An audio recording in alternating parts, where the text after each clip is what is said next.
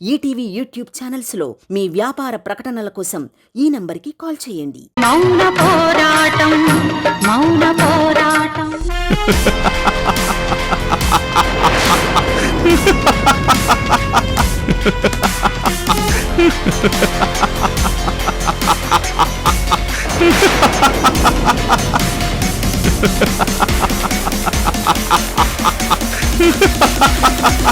ఏంటి దుర్గా, నన్ను చూస్తేనే షాకింగ్ గా ఉంది కదా దుర్గా.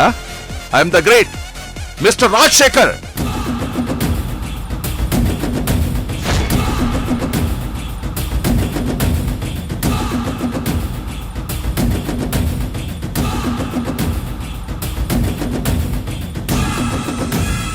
నన్ను ప్రత్యక్షంగా ఇలా బయట చూస్తానని ఊహించలేదు కదా.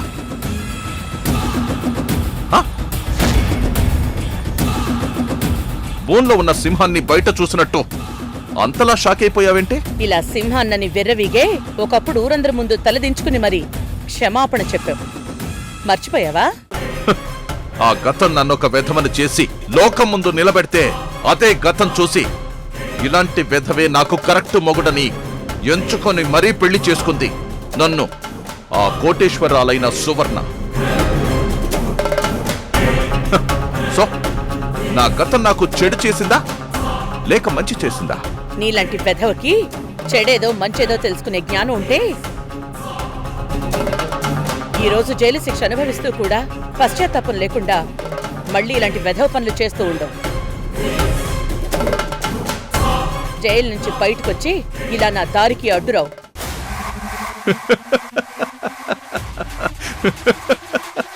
దుర్గా దుర్గా దుర్గా, నేను నీ దారికి అడ్డొచ్చాననుకుంటున్నావా? కాదు, నిన్నే నా దారిలోకి వచ్చేలా చేశాను. అర్థం కాలేదా? నీ బ్యాగ్ ఎత్తుకొచ్చిన దొంగ నేను పంపించిన వాడు. రైట్,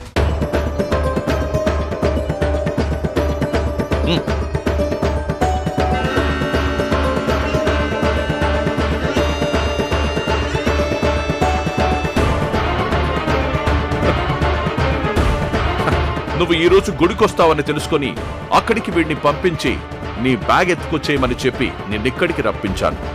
ఎందుకో తెలుసా? నీకొక వార్నింగ్ ఇద్దామని. ఏంటది? యాక్చువల్లీ నేను నీకు ఫోన్లోనే వార్నింగ్ ఇవ్వచ్చు, లేదా కొరియర్లోనూ పంపొచ్చు. కానీ నువ్వు వాటిని అడ్డం పెట్టుకొని ఎస్పీకి కంప్లైంట్ ఇస్తావు కదా. అందుకే డైరెక్ట్ గా నేనే బయటకొచ్చి నీకు వార్నింగ్ ఇస్తున్నా. రాజశేఖర్ అని నేను చారి అని కానిస్టేబుల్ ని పొడిచాను, కార్తీక్ అనే కుర్రాన్ని పొడిచాను, అవంతి అనే నీ కోడల్ని కిడ్నాప్ చేయించాను. కానీ వాళ్ళందరినీ నువ్వు కాపాడేశావు. అందుకే ఈసారి వాళ్ళకి వీళ్ళకి కాదు, డైరెక్ట్ గా నీకే టార్గెట్ పెట్టాను. నాకు జైలు శిక్ష వేయించిన నీకు నేను శిక్ష వేస్తున్నాను. అది వారం రోజులు, సరిగ్గా 7 రోజులు ఆ జైల్లో ఉండే నేను నీకు శిక్ష వేస్తాను. అదేం శిక్షో తెలుసా? జైలు శిక్ష. జైలు శిక్ష అంటే నేనుండే జైలు లాంటిది కాదు. అది నా పర్సనల్ జైలు. దాంట్లో రూల్స్ నావే, పనిష్మెంట్స్ నావే. దానికి నేనే హైకమాండ్ని. ఆ జైల్లో నిన్ను వేస్తా. ఇక నువ్వు జీవితాంతం అదే జైల్లో ఉంటావు. ఈ విషయం నేను నీకు డైరెక్ట్ గా చెప్పడానికే నిన్నిక్కడికి రప్పించాను.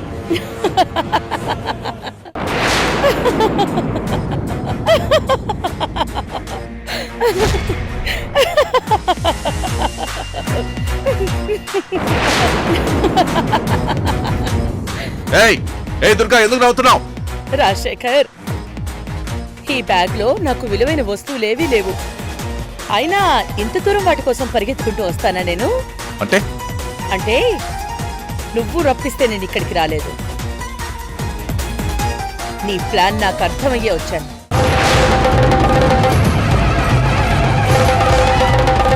ఏయ్ దుర్గా, అబద్ధం, నువ్వు అబద్ధం ఆడుతున్నావు. నేను బయటికి వస్తున్నానని నీకు ఫోన్ చేసి చెప్పలేదు, మెసేజ్ పంపలేదు. పిచ్చి వెధవా, ప్రపంచంలో నువ్వు ఒక్కడివే తెలివైన వాడు అనుకుంటున్నావా? నేను గుళ్ళోకి వెళ్తున్నప్పుడే వాణ్ణి గమనించాను. వాణ్ణి అబ్జర్వ్ చేయడం, మమ్మల్ని ఫాలో చేస్తూ గుళ్ళోకి రావడం, గుళ్ళో అంతమంది నగలున్న వాళ్ళు, డబ్బున్న వాళ్ళు వస్తుంటే వాళ్ళందరినీ వదిలేసి వాడు నన్నే ఫాలో చేస్తుంటే నాకు అప్పుడే డౌట్ వచ్చింది.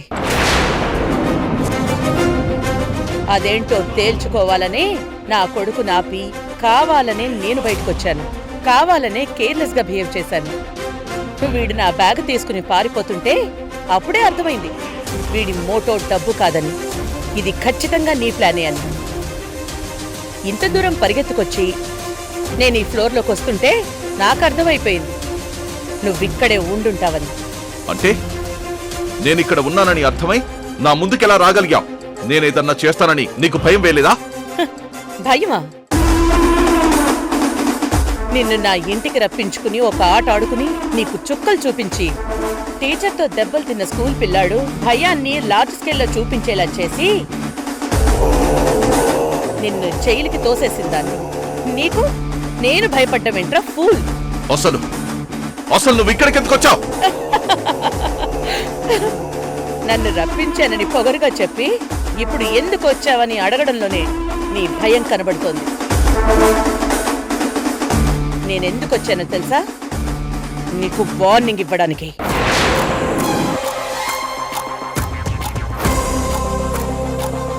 వార్నింగా? ఏమన్నావు? నన్ను వారం రోజుల్లో శిక్షిస్తావా? అదే 7 రోజుల్లో నీకు నేను శిక్ష వేయిస్తాన్రా. ఇప్పటి వరకు నువ్వు చేసిన నేరాలు పాపాలు అన్నీ సాక్ష్యాధారాలతో సహా నిరూపించి నిన్ను నీకు సహకరిస్తున్న వాళ్ళందరినీ జీవితాంతం జైల్లో శిక్ష అనుభవించేలా చేస్తాను. ఇది ఈ దుర్గ నీకిచ్చే వార్నింగ్ రా.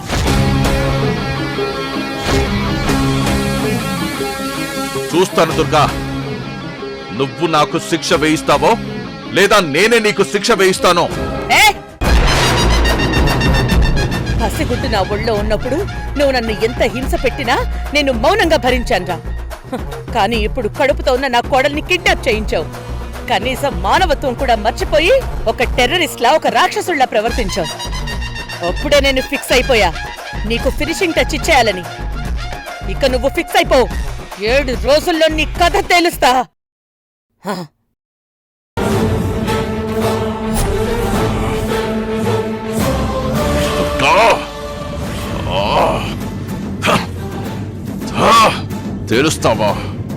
తెలుస్తావా దుర్గా?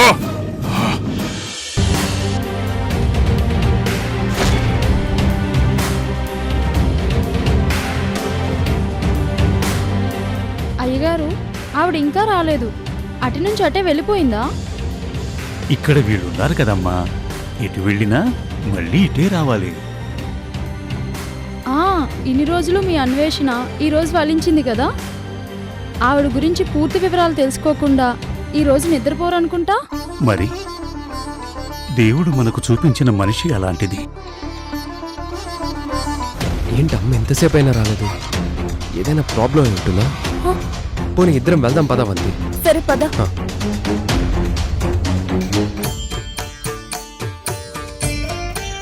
అదిగో అమ్మ వచ్చేస్తుంది. అత్తయ్య. అయ్యగారు, మీ మాట నిజమే, ఆవిడ వచ్చేశారు.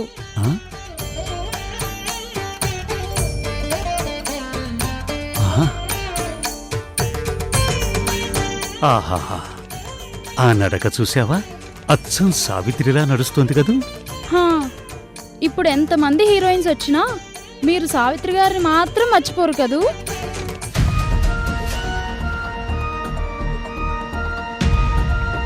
అమ్మా. అత్తయ్య, వాడెవడో దొంగ మీ హ్యాండ్ బ్యాగ్ తీసుకుని పారిపోయాడంట కదా. నువ్వు ఇంకా రావట్లేదని బయటకు వచ్చి కొబ్బరికాయల షాపుని అడిగితే చెప్పాడమ్మా. ఏమైందమ్మా? ఆ దొంగ దొరికాడా? నాకు కాల్ చేసి రమ్మంటే నేను వచ్చి వాడిని పట్టుకొని లోపలేసేవాడిని కదా. వాడొచ్చింది నా కోసమే అయితే నీకెలా దొరుకుతాడ్రా? మీకోసం రావడం ఏంటత్తయ్యా? అదంతా తర్వాత మాట్లాడుకుందాం, ముందు పూజ చేయించుకుందాం పదండి. అసలు ఏం జరిగిందో చెప్పమ్మా. వాడు నీకోసం వచ్చాడని నీకు ముందే తెలుసా?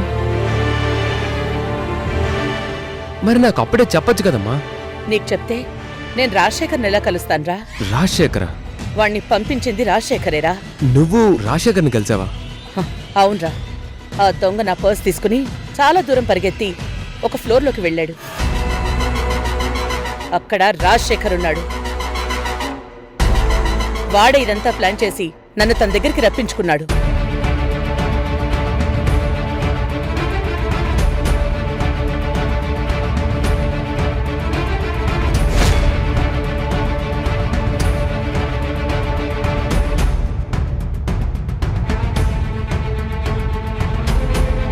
రాజశేఖర్ నన్ను దెబ్బ కొట్టడానికి ఈసారి చాలా పెద్ద ప్లాన్ వేశాడు.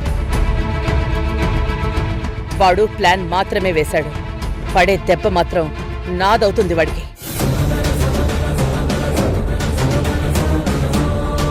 ఇక నేను వాడిని వదలనురా. కూరలు పీకేశాం కదా అని వదిలేస్తే ఏమి చేయకపోవడానికి వాడు పావు కాదు. మైండ్లో విషం నింపుకున్న మనిషి. అందుకే వాణ్ణి జైలుకి పంపించడంతో వదిలేయకూడదని నేను నిర్ణయం తీసుకున్నాను. ఇప్పుడు నేను వాణ్ణి కొట్టబోయే దెబ్బకి ఇక వాడు కోలుకోలేడు. అదే వాడికి ఆఖరి దెబ్బ అవుతుంది. అసలు నువ్వు గుడికొస్తున్నట్టు వాడికెలా తెలిసిందమ్మా? ఓ మనిషిని అరేంజ్ చేసి ఇంత ప్లాన్ చేశాడంటే ఖచ్చితంగా అతనికి నీ అడుగడుగున ఇన్ఫర్మేషన్ వెళ్తూ ఉంటుంది. రాజశేఖర్ ఇప్పుడు నీ ముందుకొచ్చాడంటే ఈ పాటికి జైలుకి వెళ్ళి ఉండడం. జైలు బయట ఉన్న మన వాళ్ళని అలర్ట్ చేస్తాను. రాజశేఖర్ లోపలికి వెళ్లకుండా ఆపేస్తాను. వెంటనే అతన్ని అరెస్ట్ చేసి కోర్టులో ప్రొడ్యూస్ చేస్తాను. అతను లోపలికి వెళ్ళడం మనకి తెలుస్తుంది అంటే బయటికి రావడం కూడా తెలిసే ఉండేది కదా ద్వారకా.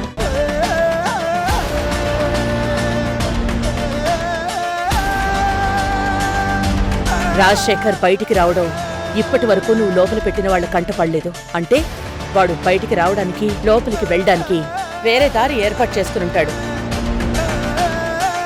వాడిప్పుడు ఏ దారిలో వచ్చాడు, నేనిప్పుడు అదే దారిలో వెళ్ళి వాడి కళ్ళు బయర్లు కమ్మేలా దెబ్బ కొడతాను. కొట్టాలమ్మా. వాడి జీవితంలో కోలుకోలేని గట్టి దెబ్బ వాడికి పడాలి. దానికి టైం స్టార్ట్ అయింది ద్వారకా. సరే, మిగతా విషయాలు ఇంట్లో మాట్లాడుకుందాం. లేట్ అయింది, పూజ చేద్దాం పదండి.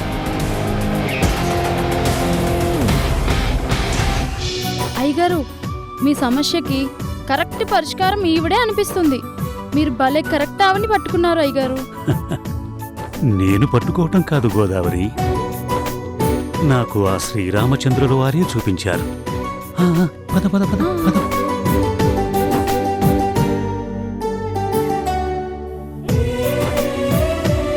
పంతులు గారు వస్తున్నానమ్మా. తీసుకోండి. ఏమిటమ్మా కొబ్బరికాయ తీసుకురావడానికి ఇంత ఆలస్యం చేశారు? ఇంతలో ఒక చిన్న ప్రాబ్లం వచ్చిందండి. అవునా? యజమానస్య మనోవాంఛాఫల సిద్ధ్యర్థం.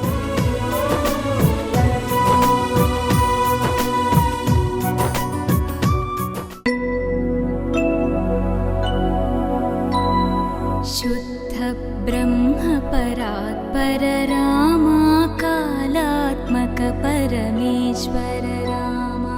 శుద్ధ బ్రహ్మ పరాత్పర రామా కాలాత్మక పరమేశ్వర రామా. అమ్మా, కొబ్బరికాయలో పువ్వు వచ్చిందమ్మా. మీకు అంతా మంచే జరుగుతుందమ్మా.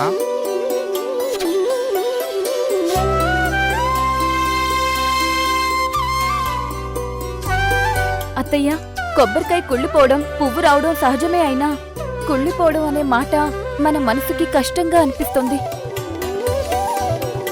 పువ్వు వచ్చిందనగానే ఒక పాజిటివ్ ఫీలింగ్ వస్తుంది కదా. నువ్వు అన్నదాన్ని నేను ఒప్పుకుంటాను అవంతి. నువ్వు అన్నదాని ప్రకారమే ఇప్పుడు పువ్వు వచ్చింది అంటే ఇక నుంచి అంతా ఈ దుర్గకి, దుర్గ కుటుంబానికి మంచే జరుగుతుంది.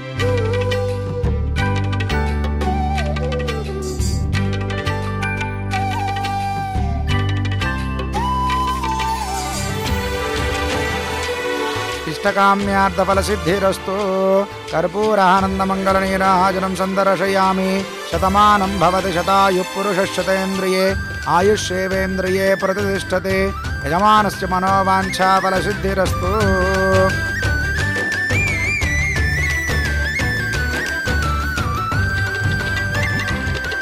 యజమానస్య సకల కార్య అనుకూలతా సిద్ధిరస్తు. వరప్రసాద సిద్ధిరస్తు.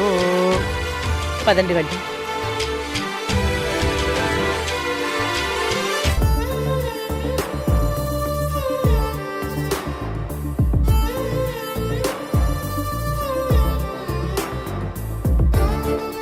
దుర్గా అమ్మవారి పేరు.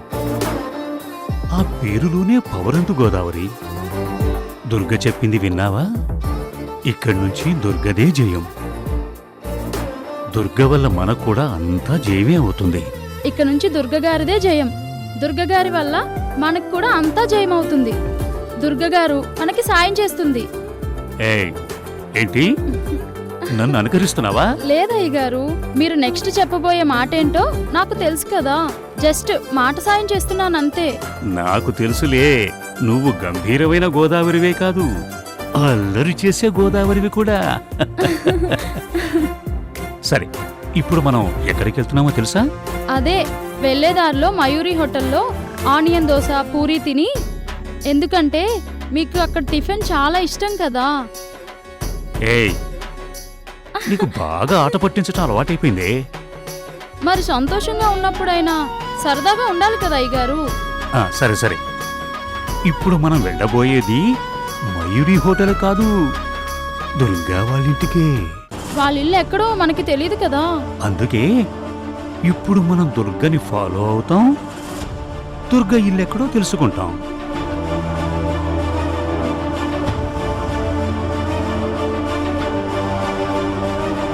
అయ్యగారు, మనం దుర్గ వాళ్ళ ఇల్లు ఎక్కడుందో తెలుసుకోవాలి అంటే వాళ్ళ వెనకాలే వెళ్ళాలి కదా. వెళ్తేనే కదా చెప్తుంది. మరి వాళ్ళు వెళ్ళిపోతుంటే మనం ఎవరి వెనకాల వెళ్తాం? వెళ్ళిపోతున్నారా? కారు కూడా ఎక్కేస్తున్నారు చూడండి. అయ్యో, పద పద పద పద పద.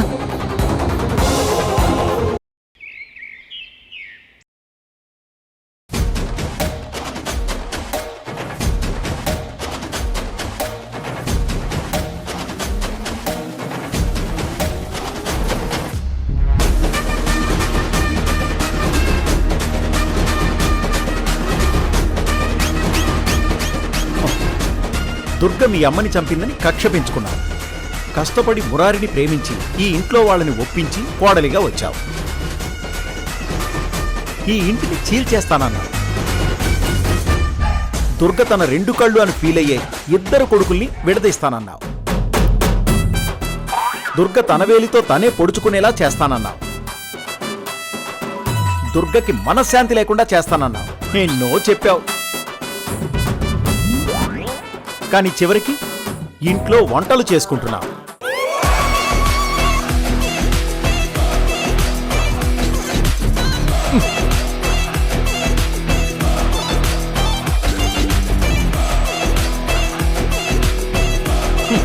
నా చెల్లెలి కూతురువి కదా. మీ అమ్మకిచ్చిన మాట కోసం నేను బలిదేవుణ్ణై నా జీవితాన్ని నీకు ధారపోశాను. ఇదిగో చివరికి నేను కూడా అసిస్టెంట్ కుక్కునయ్యాను. మామయ్య, దుర్గ ప్రతి శుక్రవారం గుడికి వెళ్తూ మురారి ముందే నన్ను వంట చేయమని చెప్తుంది. కాబట్టి నేను వంటలు చేస్తున్నాను, లేదంటే నేనెందుకు చేస్తాను? మొన్న మధ్య ఓ 6 రోజులు నీతో చేయించలేదా ఇంటి పనులన్నీ? అప్పుడేం చేయగలిగావు? చేస్తాను మామయ్య, నేనేమనుకున్నానో అదే చేస్తాను. దానికోసమే మధ్య మధ్యలో ఇలాంటివి చేస్తున్నాను. ఇది కూడా నేను ప్రేమించిన మురారి కోసం చేస్తున్నాను. ఇప్పుడు మురారి కోసం నిదానంగా అలవాటు చేస్తారు. ఆ తర్వాత ఇదే శాసనం అంటారు. దుర్గ ఏ శాసనం చేసినా నేను దాన్ని బద్దలు కొడతాను మామయ్య. మురారికి దుర్గంటే ఎంత ప్రాణమో అంత ద్వేషం పుట్టేలా చేస్తాను. కొడుకుల మధ్య దూరాన్ని సృష్టిస్తాను.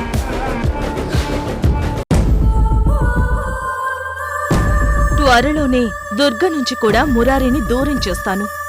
2 కళ్ళలో కంటిని మాత్రమే దుర్గతో ఉండేలా చేస్తాను. ఇంకో కంటిని నేను పీక్కెళ్ళిపోతాను. అమ్మా నక్షత్ర, అదిగో వీల్ చైర్ నుంచి కాల్ వచ్చింది. ఏ అవసరం వచ్చిందో ఏంటో. ఏమా నాకింకా మటన్ సూప్ ఇవ్వలేదేంటమ్మా? ఆ ఒక్క నిమిషం అత్తయ్య. కొంచెం త్వరగా పంపించమ్మా, నాలుకకి కొంచెం రుచిగా తాగాలని అనిపిస్తోంది. నీకు రుచిగానే తాగాలని ఉంటుంది, ఇక్కడ మాకు వాచిపోతోంది. పోన్లే మావయ్య, పాపం ఎంతైనా అత్తగారు కదా. పైగా కాళ్ళు పనిచేయక వీల్ చైర్లో ఉంది. ఆ? వీల్ చైర్ అంతా ఓ నాటకం అని తెలిస్తే అప్పుడు నీకెలా ఉంటుందో. ఫైనల్ గా మురారితో నేను వెళ్లాల్సింది వాళ్ళింటికే కదా. అమ్మా నక్షత్ర, త్వరగా తీసుకురామ్మా, కడుపు ఖాళీ అయిపోయింది. నీకు వేరే పనే ఉంది, నింపడం ఖాళీ చేయటం, ఇదే కదా. సువర్ణ కష్టాన్ని నేను చూడలేను, అందుకే నిర్ణయానికి వచ్చాను. ఏంటది? సువర్ణకి ఈ ఇంగ్లీష్ వైద్యం మానిపించేసి ఒక మంచి వైద్యం చేయించాలనుకుంటున్నాను. మంచి వైద్యమా అంటే ఏం చేస్తారు?